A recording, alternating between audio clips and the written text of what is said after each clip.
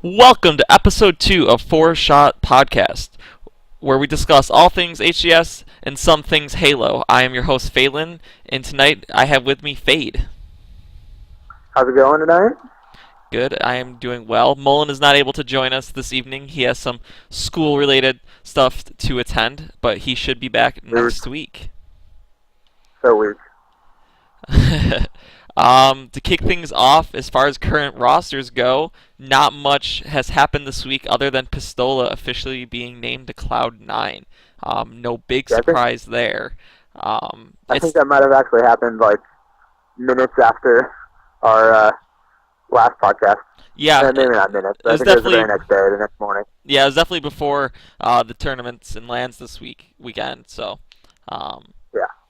as far as free agents go, I still have on the list Spartan the Dog, Goofy, and Legit. I'm not sure. I've heard that maybe I think Spartan played with excellence this past weekend. I'm not sure if that's an official move or not. Um, and as far as Goofy and Yeah, Legit, I have no idea.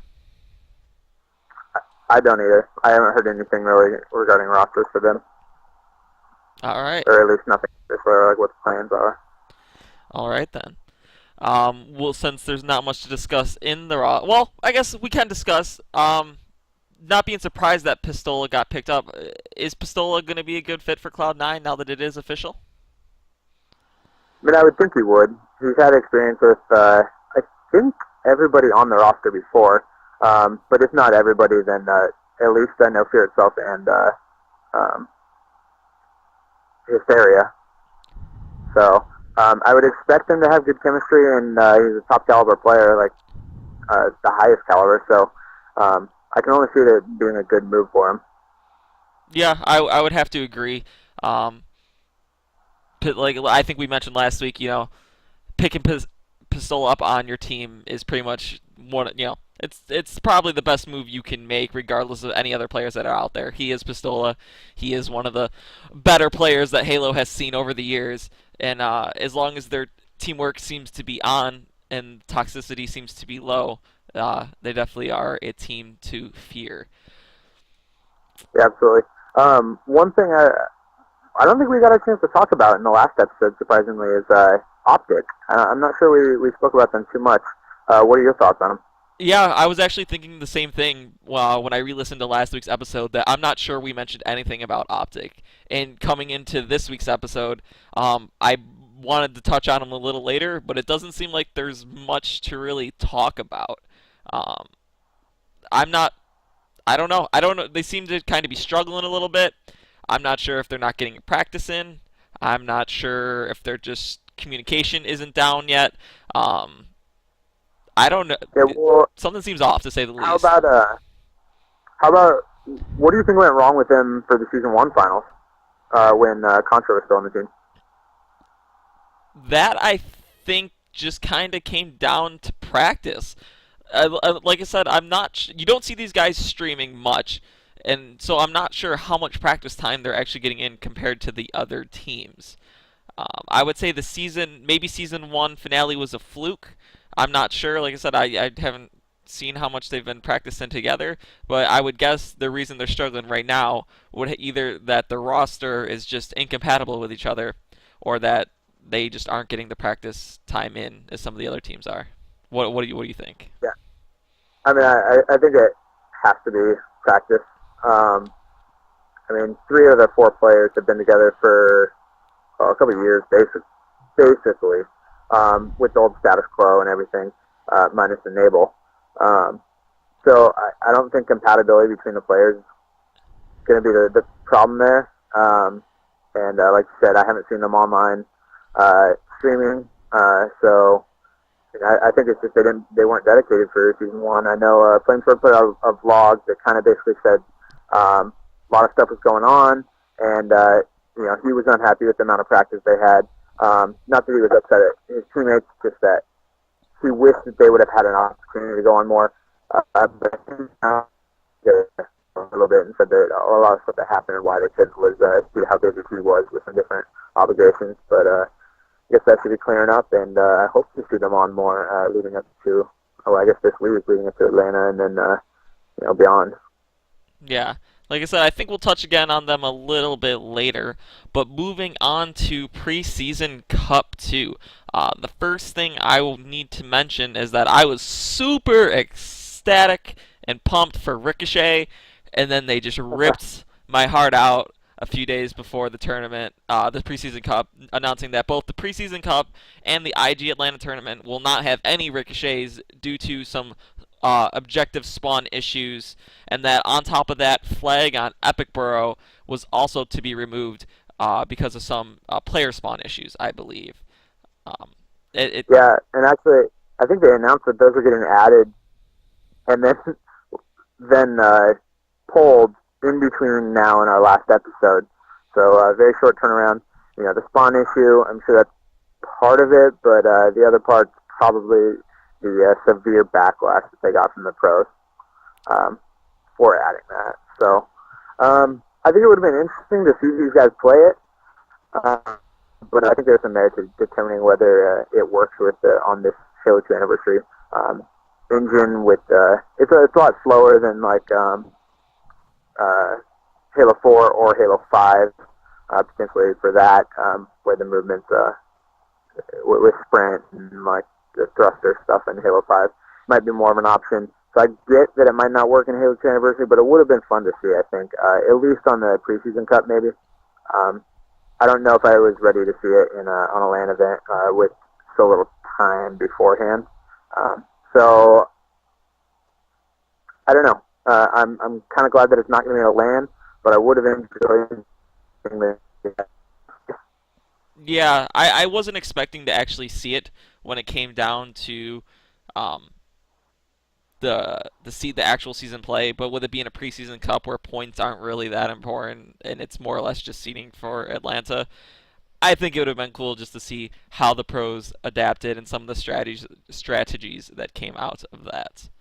I don't, so we have Eden and EPICBOROUGH as the two current maps selected from the Forge list. Have you seen either of these? Any thoughts on either of the maps? I know I saw during the UGC Lan on EPICBOROUGH. I'm not sure if it was King of the Hill or Assault, or I can't exactly remember what the game type was. But afterwards, the pros, I think it was EG, basically was just like, that is the hands down the worst map and game type I've ever played. So it seems like EPICBOROUGH might be at least getting lashed out against with the pros. I haven't heard much about Eden up to this point, but EPICBOROUGh seems to be a little rough, and in my opinion, it's not one of the better designed maps. Any thoughts? Well, from what I've heard is they're not actually the versions of EPICBOROUGH and Eden that they're using aren't even the most current ones that the map creators have made. The spawns haven't been fixed on them and stuff. To me, it's sounding like 343. I don't know who's in charge of making the HCS stuff, like the game types themselves are doing the testing, but it doesn't seem like very much testing was done on them.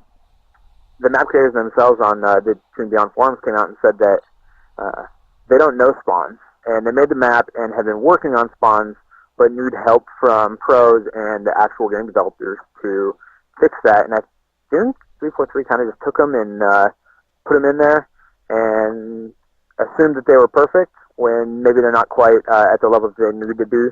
I do think that there's some potential there. The maps look all right. I believe one of them is a remake from Halo 4, although I'm not positive just because I didn't play Halo 4 that much. So I think there's potential, but I think the biggest part's that they're not even fully developed, and there wasn't very much testing done on them, not by the map creators themselves, but by 343 to ensure that they were ready for HCS. Okay, that's interesting. Yeah, I vaguely remember hearing I might even have been on the Team Beyond forums that I saw the creator of EPICBOROUGH saying that he's just like, hey guys, I've never done this before.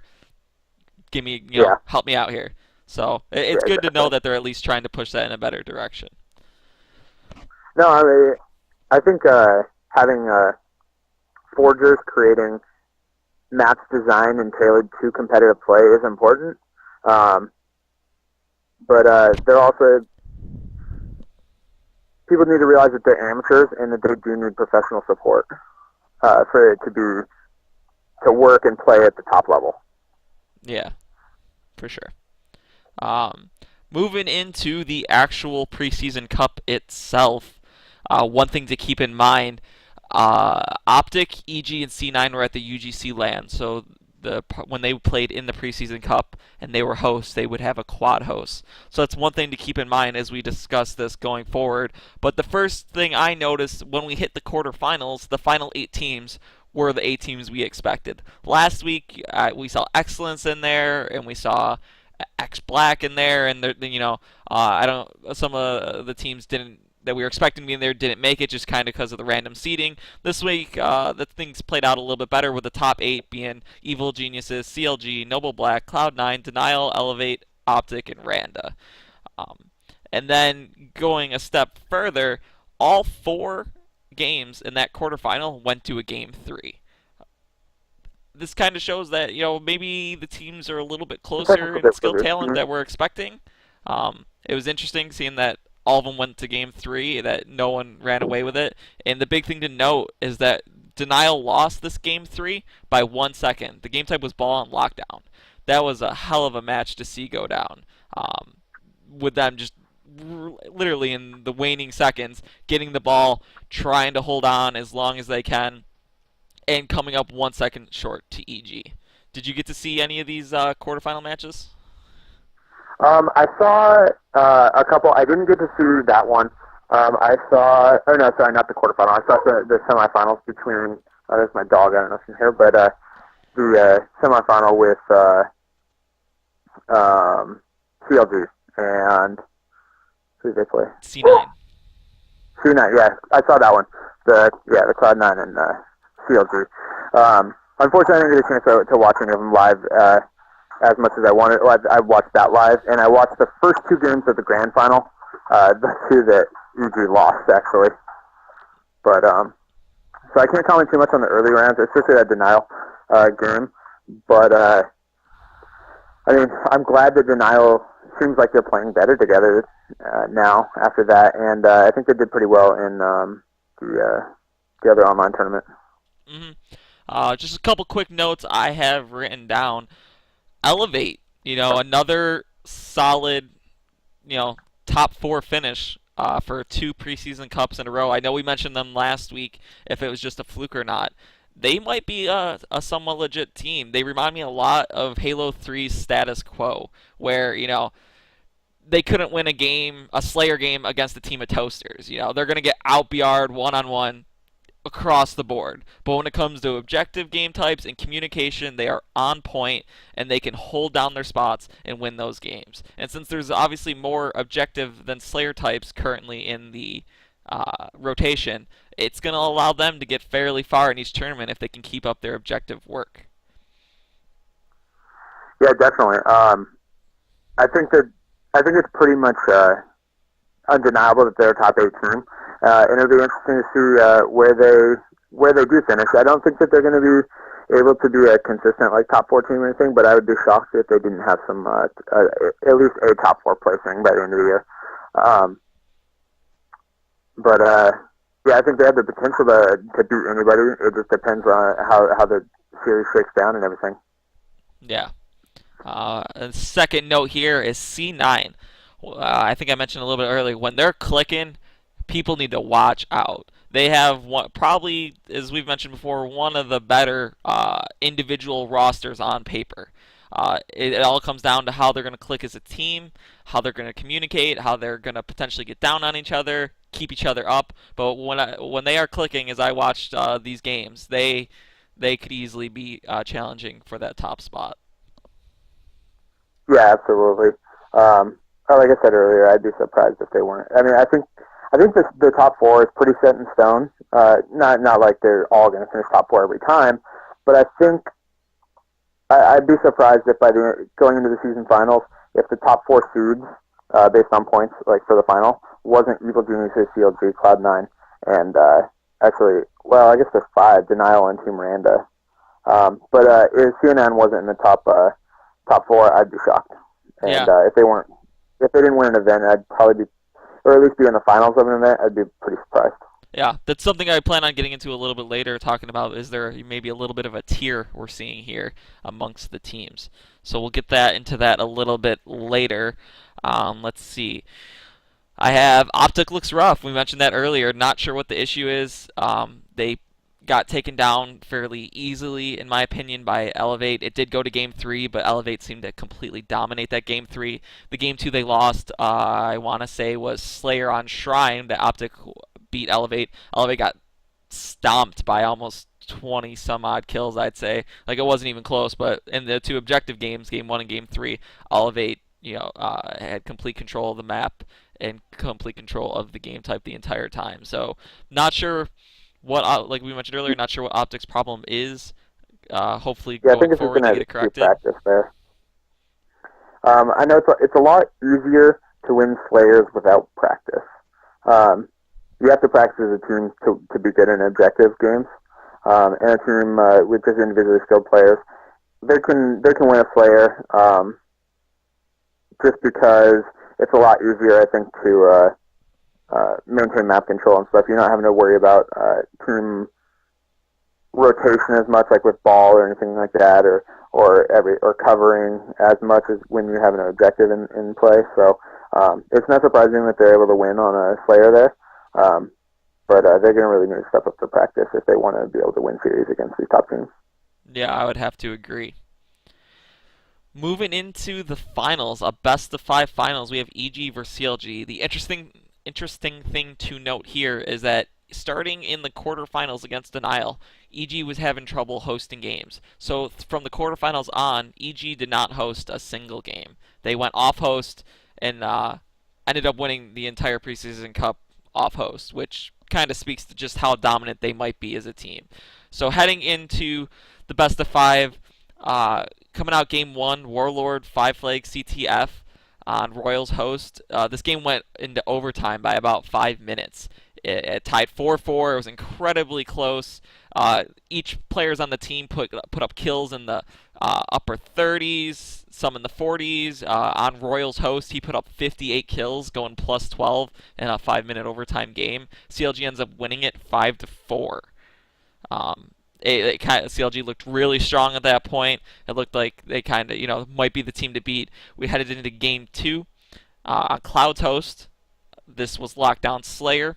CLG once again ends up winning it 50-47. The interesting thing here was that they were up by about 15 kills, maybe a little more, maybe a little less at one point. And EG was able to bring it back to within 3. Like they got scary close at the end for a team being up, for a professional team to be up by that many and then almost lose it. Yeah, absolutely. It was a really good game. It was surprising about that on Lockdown. When they came back, when EG started coming back, it was from a blue and sniper control, which kind of surprised me. And it wasn't, I don't believe there was a ton of snipes that happened right there. It was actually, I know Lunchbox had the sword and ended up getting like 3 or 4 kills bottom mid when it seemed like CLG just was like, oh, push, we can't lose type of mode, but then had to slow it down and they were able to bring it back and win, obviously. But it's pretty impressive just being able to come back like that. Yeah, especially off host, being able to pull it back like that is, quite a feat and almost a win by itself. It might have been enough, in my opinion, to give them the momentum they were looking for.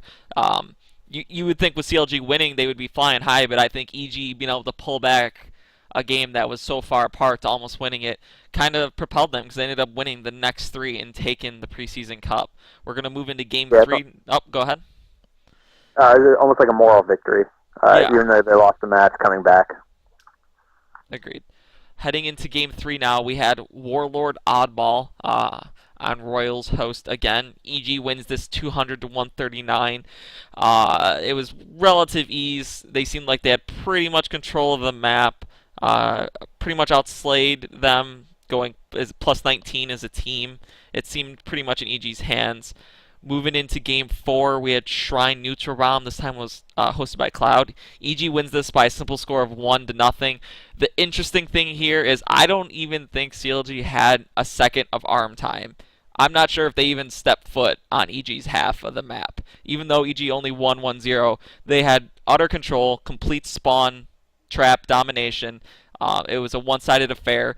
If you look at the stats, EG as a team ended up going plus 40. It was I've never seen a Wow. game between, especially a finals game that between two pro teams that was that far apart, and how the game played out. Yeah, I think I had to tune out before this game in the series. I watched. I did see the ball game in the first, so I saw the first three. So did looking at those stats and the scoreline, it almost seems like you just planted once and then sat back and just killed them off spawn for the rest of the game. Yeah, they were definitely trying to still arm it as best as they could. Props to CLG for holding them off and only letting up one bomb. But yeah, it was like I said. I'm not sure if I even saw CLG move the bomb past the 50-yard line in that game. It was kind of a complete one-sided affair. Yeah, looking at the stat line right here, one thing that jumps out: negative 21 by over 2, 14 kills in 15 minutes.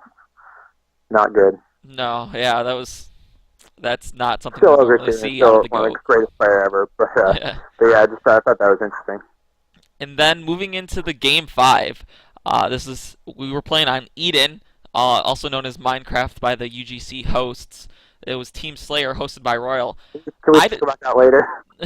Yeah, we're gonna talk about that a little bit later. But the big thing is, who the frick decided to put the grand finals of a 2v2 tie game with the final game of the whole tournament or the preseason cup to be on a forged map that no one knows?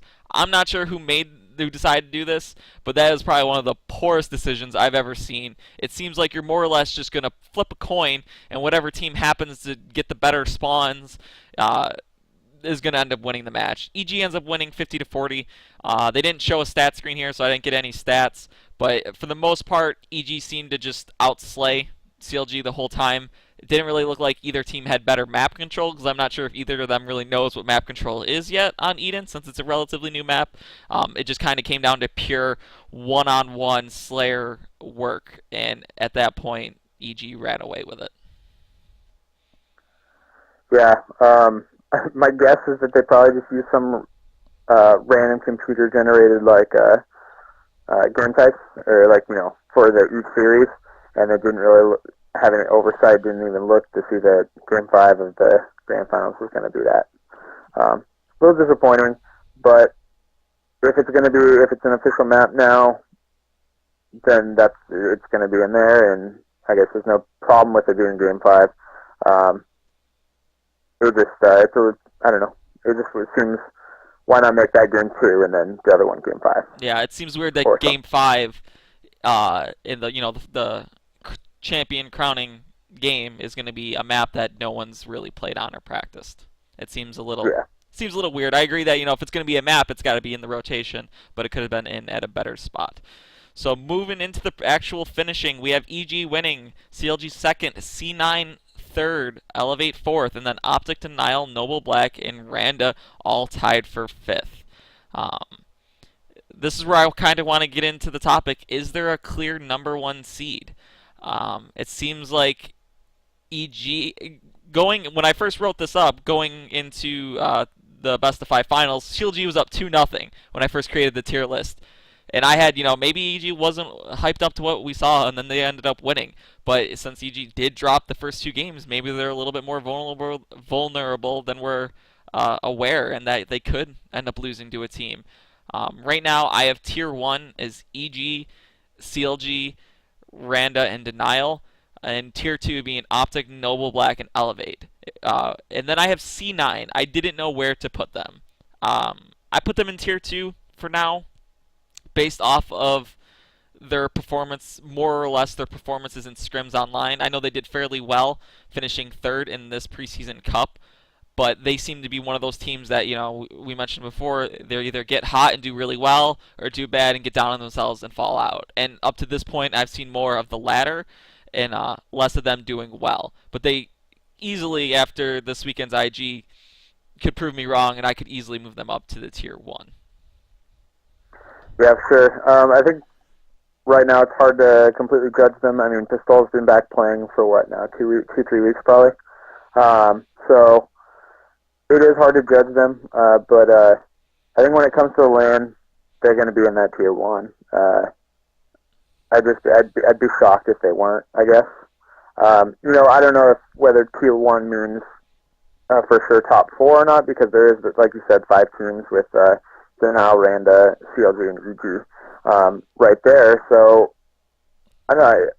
I mean, one of those teams isn't going to make top 4 or more. Noble Black or OpTic could, or even Elevate with their placings. I guess really any of those teams could knock off one of the tier 1 teams. But as it stands, I feel like those guys are just better. And then C9, like you said, kind of in the middle. EG almost seems. I guess I wouldn't argue it, but I wouldn't be opposed to someone, like, argue against someone putting them as, like, a super tier. Because, I mean, in the last 2 onlines they've won. Like you said, coming back, they won this one off host the whole time. So, I mean, all of that, plus their performances last season, finishing in the finals and everything, I think they're still definitely a team to beat, and then the other guys could definitely beat them, though. So that's why, I don't know. It'll be interesting to see.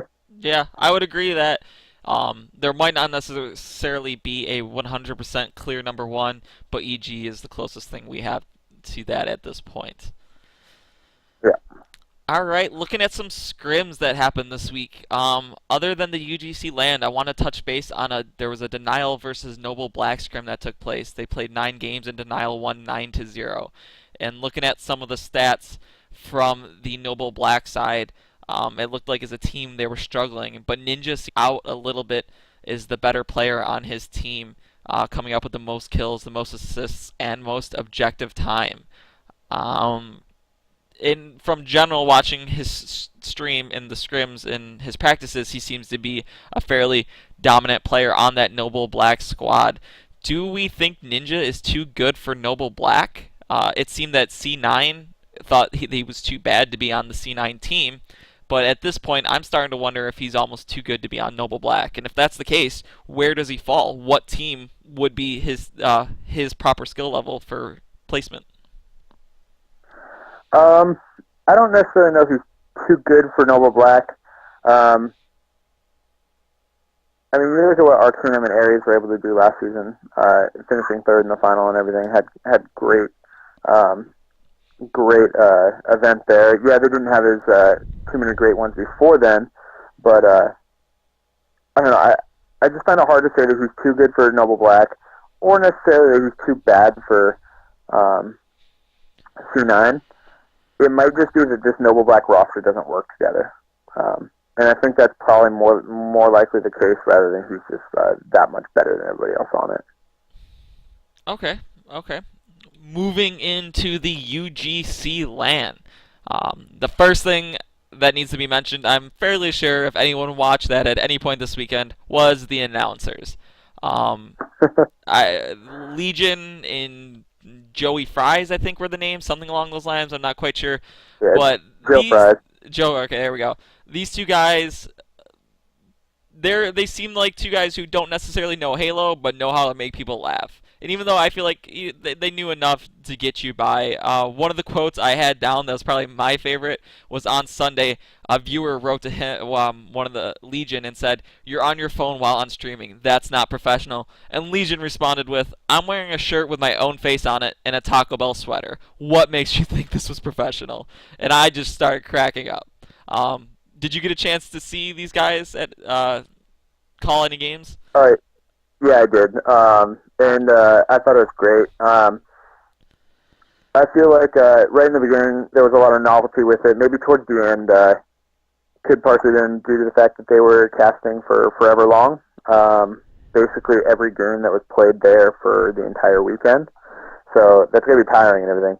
But it ended up just towards the end it felt like they didn't even know what they were saying. The jokes that they were making they didn't even know what was going on, basically. And I'm not faulting them for that at all. I thought it was great. I thought it was hysterical. I'm glad that level of casting isn't at the HCS events, but I like it at LANs. And I think that's what the LANs should be, is just it's about practicing and having fun. But it's good to see that out of the announcers and everything. I don't know if you're familiar. Joe Fries is actually he's the older brother of Tots. Oh, okay. And he Yeah. himself, yeah, he played in Halo 3 and everything. So yeah, he knows Halo pretty well, and he's also been the coach of Status Quo all last year, I believe. Oh, okay. Or Yeah, no, I was not aware of but that. yeah, so he knows it pretty well. I don't know as much about Legion, but um, he knows the game and everything. So most of what they're doing is just to be entertaining, and I think it's necessary for a LAN. I mean, it's not. You don't need to have some professional guy.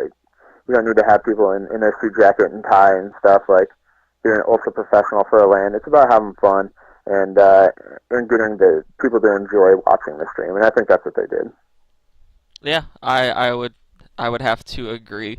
Going over some of the LAN results, we let's see. Series 1, OpTic lost to Cloud9 2-3. In Series 2, we have Evil Geniuses beating Cloud9 3-2. In Series 3, which was a part of the Pgl Tournament, which we'll get to a little bit later, Denial beat Cloud9 3-1. In Series 4, we have Evil Geniuses beating OpTic 3-2. And in Series 5, we have OpTic tying Cloud9 3-3. So just looking over the stats real quick, OpTic went 0-2-1, not winning a series, but tying the 3-3 Cloud9 towards the end. Evil Geniuses won both of theirs 3-2, and leaving Cloud9 going 1-1 at the LAN.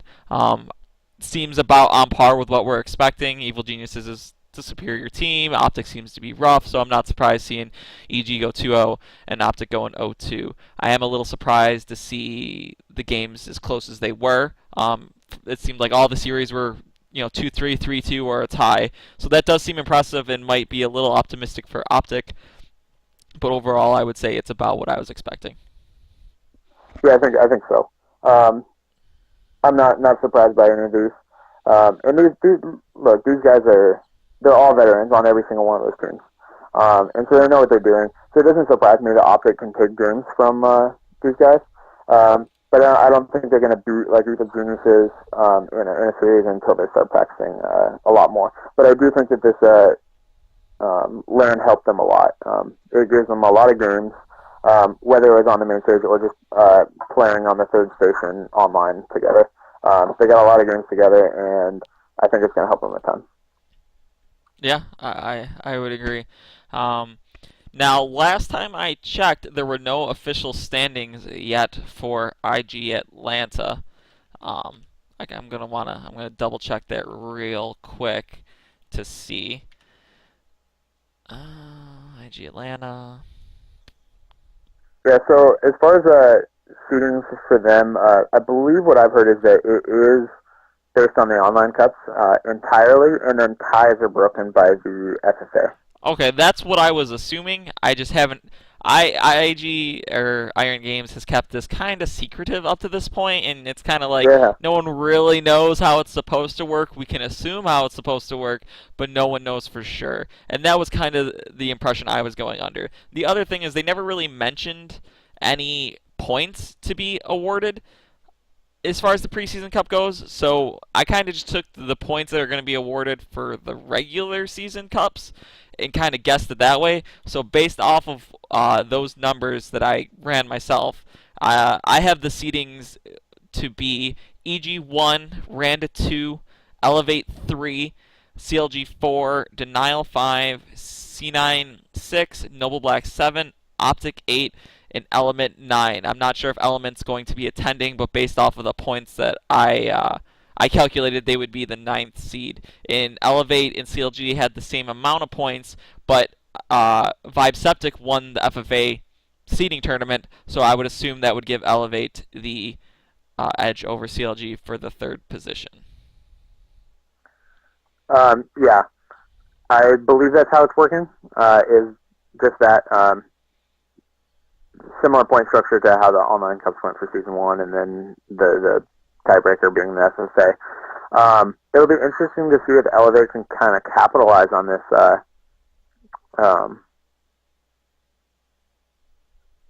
high seed, basically. just to see if they'll be able to break into a top four by having that, and potentially having maybe a noble black matchup. I don't know if that's possible or not, or an OpTic or something like that, heading into like in a quarterfinal. Yeah, I think the seeding is going to definitely help them get through the tournament, and like I said earlier, their objective work seems to be on point, so it could definitely elevate them into the semifinals before they have to face either EG or Randa, who are the two teams that have beat them recently in the last two placings, I believe. So they could definitely get into a third or fourth seed and kind of keep where they are currently at. And I could see them kind of ride it. I could see them riding that the entire season, always being just behind, EG or Randa or CLG, and kind of hovering between that 3, 4, 5 spot. Yeah, definitely. If they can keep their online placings up, then they should be able to keep a relatively high seed, depending on how they finish at the events, the LAN events, because those obviously give them more points. So yeah, we'll see. Let's see here. So we'll move into some predictions for IG Atlanta. Based off of what I have seen up to this point, I see EG most likely being the winners of the tournament. I see Randa. I could see Randa probably finishing top 4, but I don't think they'll be 2. I think CLG will probably be either 2 or 3, with Denial being the other spot, 2 or 3. Then probably I would go in 4th is where I would put Randa, then maybe elevate 5th. I don't, like I said, I still don't have faith in C9 to come out and be a top team yet, so I'd probably say they're 6th, Noble Black 7th, and OpTic 8th going into this weekend's tournament would be my guess of what we're going to see come end of Sunday. I think that's probably pretty close. I'm going to go out on the huge limb and say that EG will win. Pretty shocker pick there. And then after that, I mean, obviously it's not a for sure thing, but I wouldn't be surprised to see CLG, Denial, or potentially even Randa in the final with them. Or Cloud9. I guess any of those four, that top tier that we talked about, really, it wouldn't shock me to see them in a final. But if I'm picking, I think it's probably going to be EG and Denial is actually what I'm going to pick for my top 2. And then Randa and CLG in the top 4. Cloud9 and Elevate, the 5 and 6, and then Noble Black OpTic after that. Yeah, I'm kind of hovering right between it being either EG CLG or EG Denial. I'm kind of 50-50 split down which of those teams are going to kind of be going against EG come Championship Sunday. Yeah. Alrighty then. Moving into the Pgl 10K tournament. Looking at the finals here, we have no shocker to anyone. Evil Geniuses beating Denial 3-2. The interesting thing here is Denial hosted 3 of the 5 games, while EG only hosted 2, and yet EG, which we have seen earlier with them not even hosting in the Preseason Cup, were able to still overcome that and end up winning. We have Game 1, which was Lockout Ball. Denial ended up winning 171-154. Game 2, which was Warlock Slayer, we had EG winning 50-40, which would have been on their host, or EG's host. And then Game 3 was Warlock Flag. Denial won 3-2 on their host. Game 4, Sanctuary Flag. EG won 2-1 on their host. And then heading Game 5, we would expect Denial to reign top based off of the host team to win it. But Evil Geniuses came out on top on Sanctuary Slayer 50-41 to take the 6,000 first place prize. Just some quick stats. It seemed like Roy and Snipe Down were on fire. Lunchbox was in his normal role. And this whole weekend, Lethal seemed to be struggling a little bit. If you look at the UGC, or not the UGC, the Preseason Cup finals, all 4 games that I was able to capture stats for, Lethal did the worst on the team in terms of the, going positive or negative. And the games they won, the whole team went positive, but he went the least positive. In the games they lost, he went the most negative. Is Lethal not? But interesting. Let me rephrase that. We talked earlier about maybe Ninja being too good for Noble Black. Is Lethal not good enough to be on EG? I mean, they are clearly the #1 team and they're winning, but he seems to be the odd man out every game as far as the plus minus stats go. Or does it go beyond that? Is he just that pivotal role that isn't expected to be the best Slayer in at any game, but plays the role on the team that's going to always get them the W? Yeah, I definitely don't think that he's not good enough to be with them. However, if EG was to ever make a move, it would be him that left. I mean, obviously, Roy and Launchbox aren't going anywhere, and then SmackDown, he's not going to go anywhere either. So if a move ever happened, it would be Lethal.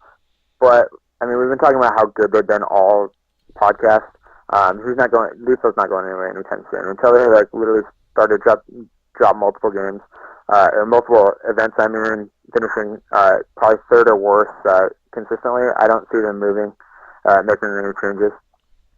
And to be honest, I don't really see any player that would be available that would make them any better. Lethal is a player that he's not expected to be the main player on their team. That's SmackDown. He's not expected to be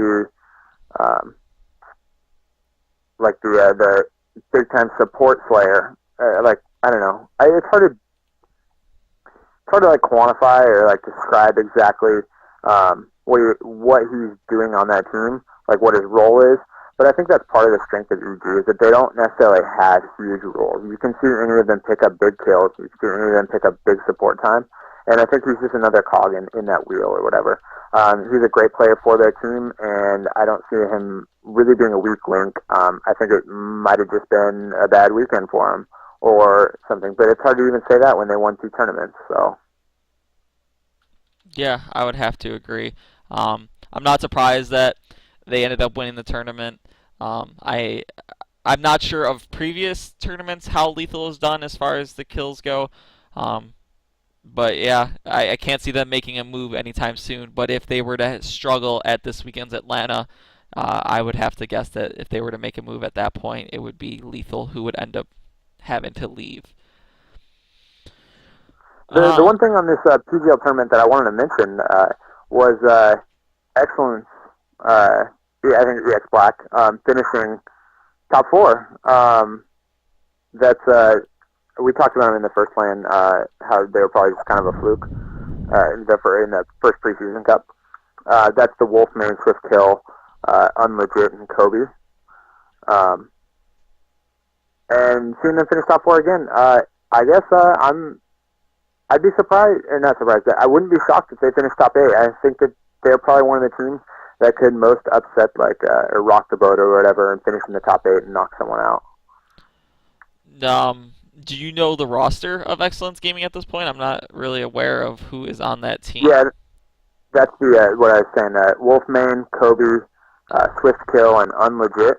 Okay. They finished. I finished 3rd or something in the first Preseason Cup, and then 4th in this PGL. Fourth in the first preseason, 4th in this. I'm not sure what they did in this preseason. I'm not sure if they even played, to be honest. Oh, I think they played, but they were just outside the quarterfinals, so it would have been the round of 16. No, they lost first round, but they were seeded against OpTic. Okay, there you go. So, I don't know. That could probably go either way. This time, OpTic beat them, and I think OpTic would probably win about 8 out of 10 of them, but so I guess not a shocker there. But they are a team that I think could upset people. They're a team that could make the top 8 that isn't currently seated there. Yeah, there's definitely some recognizable names on that roster with Unlegit and Wolfmane. I'm not too aware of Kobe or Swiftkill, but they're not a complete team of randoms, and I'm not necessarily surprised to be seeing them place decent. I am a little surprised to see them placing well in a few of the tournaments. Yeah, part of the PGL, they didn't really have to play anybody for a while. Their They played. Yeah, they didn't really play anybody. Oh, they Yeah, oh, go ahead. they didn't play. Looking at it, they didn't play anybody until their final four. I mean, they beat enemy sports, who I've never heard of. Haggy, Freezy, Almighty, Haven, and Eris. I don't know who they are. They beat them to make it to the top four, so could have been just they got a good bracket, but I'd still stick by that they're a team that could potentially break into the top eight. Yeah, it never hurts to have a little luck on your side, especially when it comes to Halo. All right, moving into tip or trick of the week. One thing I kind of noticed from just watching games that I wanted to touch on that people need to, just something that people need to maybe work on a little their off time. If you get on and none of your team happens to be on and you have a few minutes to practice, maybe you should practice your objective juggling. Flag on shrine. When you first get that flag, if you're going to run straight down the middle, do not jump right away and juggle that flag. It will hit the ceiling drop down right in front of you, and you will look silly. Another big area is if you're heading straight down the middle, going into the bond doors. Don't jump up right before that door, or the flag's gonna hit the door and fall behind you. Another big area is going under the carbines on Shrine. People are throwing the flag, trying to get through, to get past getting shot by the enemy team, and they're hitting that. You're having to go back, and you're gonna probably end up dying at that point. So that might be something you just want to work on. Get into habit of juggling it and throwing it at points where there is no other objects around you to interfere with the flag's momentum. This wasn't really ever an issue back in the other Halos that I remember, but with the updated physics engine, this seems to be a problem area for some, even pro players at times. Yeah, it's different. And every game's been different. Halo 2, the flag threw for like a mile. And then and you could like grenade the ball like extremely far and stuff like that. And then Halo 3, they got heavy. They didn't go as far, but they did move. This one's more similar to Halo 3. And it is important to practice your flag or just your objective juggling in general, because I mean, it's the difference between probably, they say in like sports a game of inches, and that's really what it is here too. If you can save any time at all while running it, you're going to be better off for it, because that's just like 1-2 steps that you can get around a corner. That saves you 1 to 2 shots hit on you, and that's half your life, and then you've capped the flag. So it is important to practice those things. One note that I actually I saw it was Snipe Down had the bomb, and it was on Shrine, and he jumped from the ground to the BR while holding the ball. And that's something, it's not an easy jump. You have to time your crouch just right. But it's one that can be really helpful, because you can do that kind of sneaky, where you can hop up straight into the BR and then walk in and plant the flag. You don't have to walk all the way around the ramp, so you can maybe dodge a nade in that regard. And then also they don't see you quite coming in quite so fast. So that's one to practice as well. For sure. I remember seeing that, and I believe the announcers at the UGC Lan were just like, didn't even know that jump was possible. So Right, yeah. All right, then moving into our question of the week. I want to talk about esports brands coming into Halo. Back when Halo 2, Halo 1, Halo 3, back when, I was in my Halo prime and watching Halo a bunch, esports were not a thing. Players kind of owned their own teams. There was always one captain who was the predominant owner of team names, like Straight Rippin' was T2's team, and Triggers Down was kind of like SK's team, and Final Boss being Walshy's team. And now with H2A kind of bringing Halo back, and I believe it kind of started with Reach, was a little bit more prominent in 4, and definitely has kind of flooded the scene with H2A. Are the esports brands coming in? Let's just kind of discuss the pros and the cons of esports as we see it. As far as the pros go, one nice thing is it's kind of making Halo an official esport. It makes other people and outsiders, it's not just a bunch of random kids getting together playing LANs. It's recognizable names, especially names from the Dota and League of Legends communities, which can go a long way to getting players from outside Halo to think that, not to think, to realize that Halo is, a legit esport and could definitely be up there with some of the other esports out there.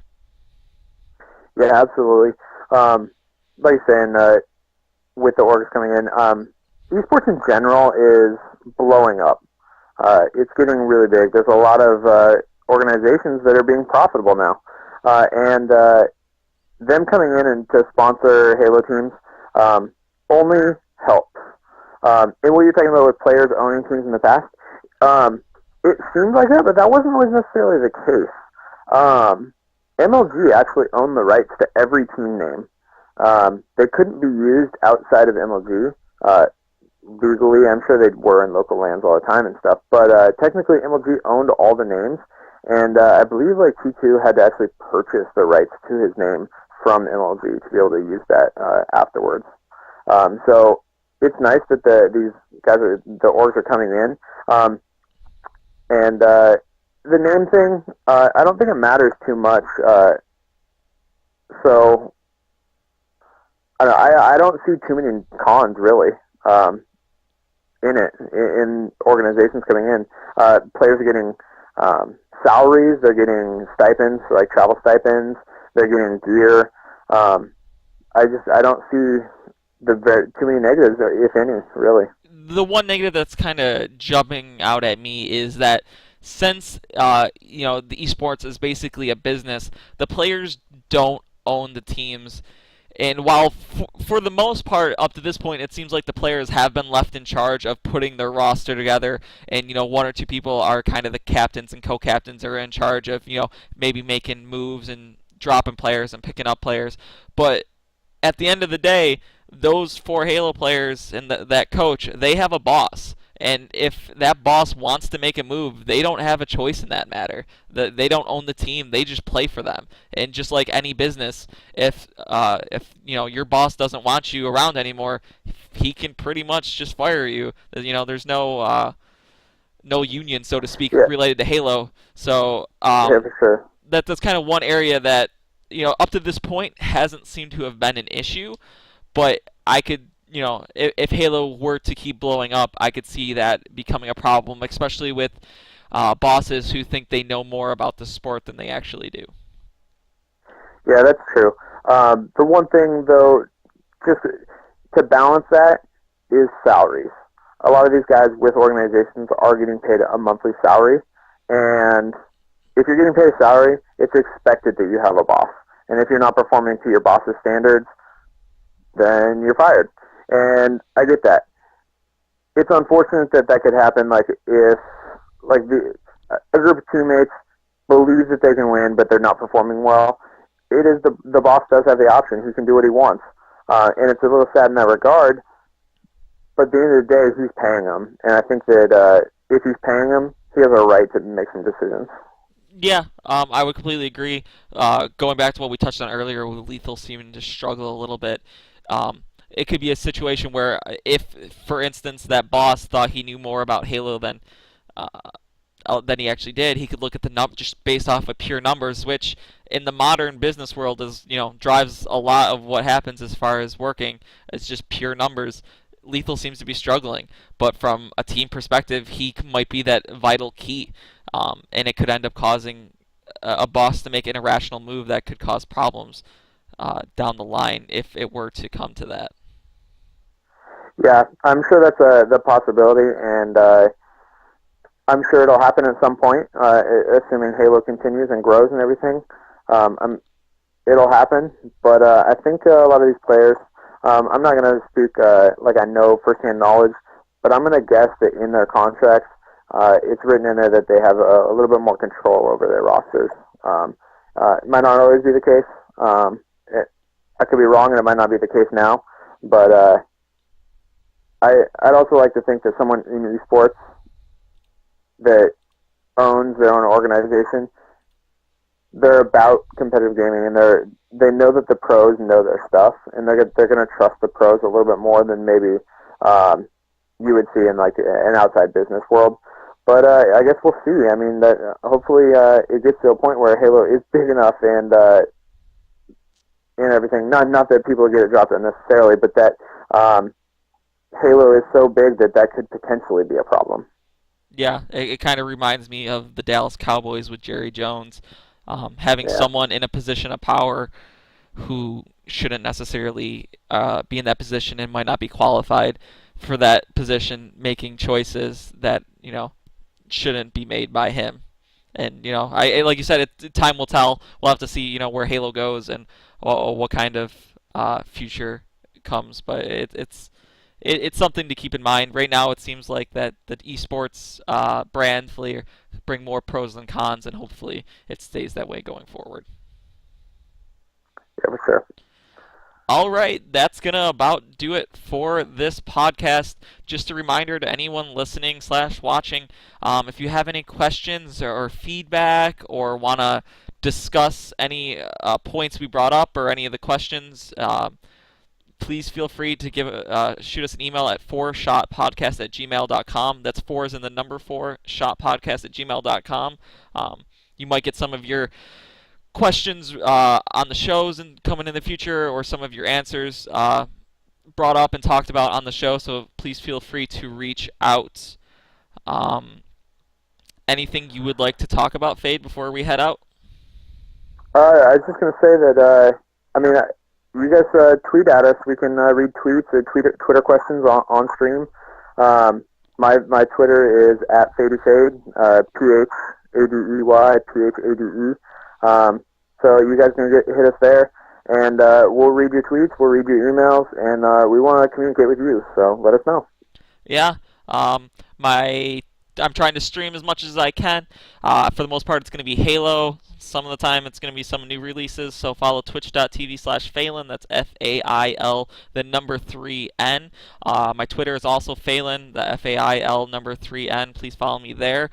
Please follow or subscribe to the podcast on iTunes. I'm trying to get up a Stitcher for people who don't have access to Apple phones, and subscribe to us on YouTube. And as always, if you would like to stop by to watch us broadcast live, we broadcast Tuesdays, usually around between 8:30 and 9 Eastern Time. Today we had to start a little bit earlier due to schedules, but most weeks it will be between 8:30 and 9. With that being said, thank you for listening, and hope you tune in next week.